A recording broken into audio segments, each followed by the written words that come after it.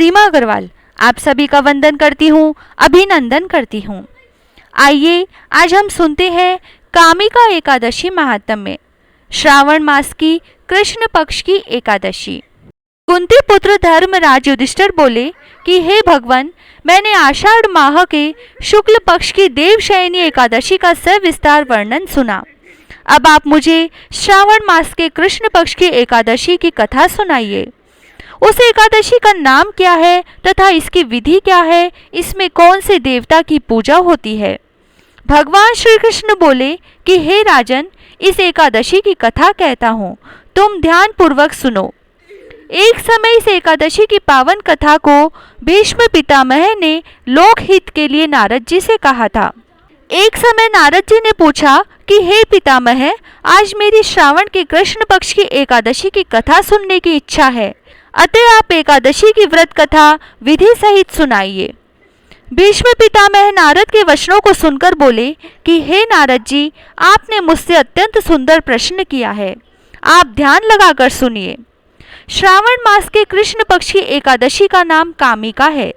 एकादशी की कथा के सुनने मात्र से ही वाजपेय यज्ञ का फल मिलता है। कामिका एकादशी के व्रत में शंख चक्र गदाधारी विष्णु भगवान की पूजा होती है। जो मनुष्य इस एकादशी की धूप दीप नैवेद्य आदि से भगवान विष्णु की पूजा करते हैं, उन्हें गंगा स्नान के फल से भी बड़ा फल मिलता है। सूर्य या चंद्र ग्रहण में केदार और कुरुक्षेत्र में स्नान करने से जो पुण्य मिलता है, वह पुण्य विष्णु भगवान की भक्ति पूर्वक पूजा करने से मिल जाता है। श्री विष्णु भगवान के पूजन का फल समुद्र और वन सहित पृथ्वी दान करने और सिंह राशि वालों को गोदावरी नदी में स्नान करने के फल से भी अधिक होता है। व्यतिपात में गंडकी नदी में स्नान करने से जो फल मिलता है, वह फल भगवान की पूजा करने से मिलता है। संसार में भगवान की पूजा का फल सबसे अधिक है।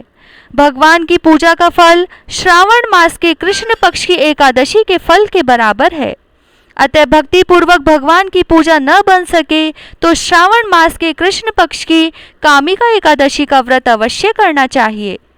आभूषणों से युक्त बछड़ा सहित गोदान करने से जो फल मिलता है, वह फल कामिका एकादशी के व्रत से मिल जाता है।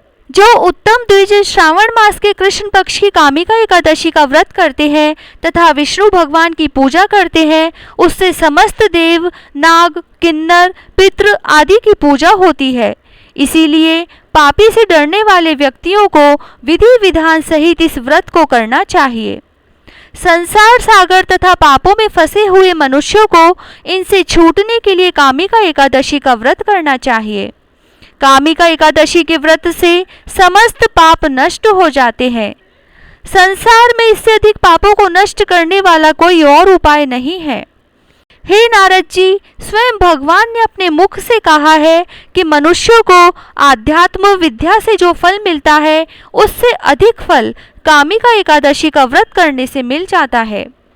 इस व्रत के करने से मनुष्य अंतिम समय में अनेक दुखों से युक्त यमराज तथा नरक के दर्शन नहीं करता।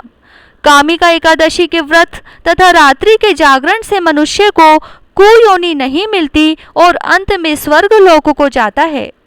जो मनुष्य श्रावण मास के कृष्ण पक्ष की कामिका एकादशी को तुलसी से भक्ति पूर्वक श्री विष्णु भगवान की पूजा करते हैं, वे इस संसार सागर में रहते हुए भी इस प्रकार अलग रहते हैं जिस प्रकार कमल पुष्प में रहता हुआ भी जल से अलग रहता है। भगवान की तुलसी दल से पूजा करने का फल 1 भार स्वर्ण और 4 भार चांदी के दान के फल के बराबर है। श्री विष्णु भगवान रत्न मोती मणि आदि आभूषणों की अपेक्षा तुलसी दल से अधिक प्रसन्न होते हैं।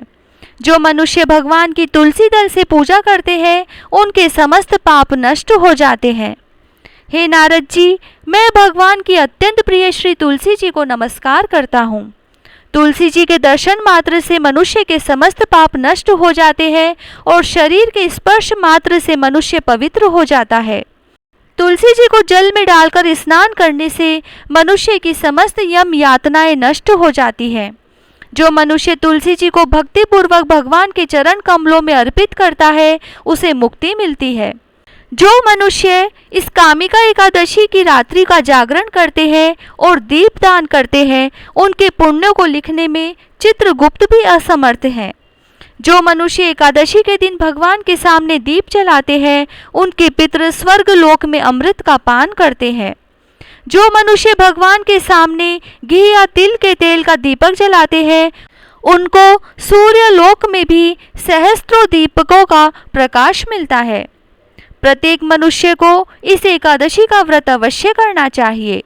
इस व्रत के करने से ब्रह्म हत्या, ब्राह्मण हत्या आदि के समस्त पाप नष्ट हो जाते हैं और इस लोक में सुख भोग कर अंत में वे विष्णु लोक को जाते हैं। इस कामिका एकादशी के महात्म्य के श्रवण व पठन से मनुष्य स्वर्ग लोक को जाते हैं। जय श्री राधे।